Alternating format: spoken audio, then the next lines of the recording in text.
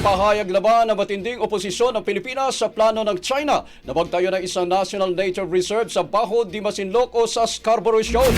Una nang inaprubahan ng China ang konstruksyon nito na tinatawag nilang Wangyan Island kahit na matagal na itong naipanalo ng Pilipinas pero patuloy pa rin nilang inaangkin ang naturang teritoryo.